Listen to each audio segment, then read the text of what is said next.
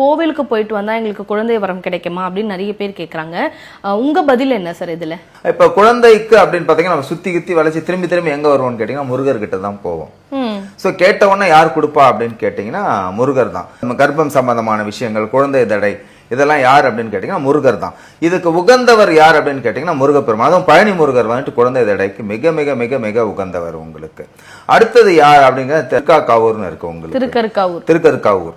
திருக்கருக்காவூர்ல பாத்தீங்கன்னா அந்த அம்பாள் பேரு என்ன அப்படின்னு கேட்டீங்கன்னா கர்ப்ப ரக்ஷாம்பிகை தான் அந்த அம்பாள் பேரு. புரியுதுங்களா?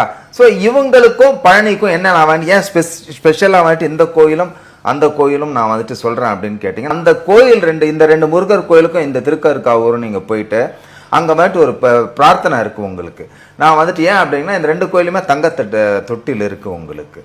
ஸோ இந்த தங்க தொட்டில வந்துட்டு நான் வந்துட்டு குழந்தை பிறந்தேன்னா போடுறேன் அப்படின்னு சொல்லிட்டு நீங்க வேண்டிக்கிட்டீங்க அப்படின்னீங்கனாலே கண்டிப்பாக அவங்க வந்துட்டு கூடிய சீக்கிரம் அதாவது வந்துட்டு இது மாத கணக்கெல்லாம் கிடையாது, வார கணக்குலயே வந்துட்டு அவங்க வந்துட்டு கருவுறதுக்கு நிறைய வந்துட்டு வாய்ப்புகள் இருக்கு.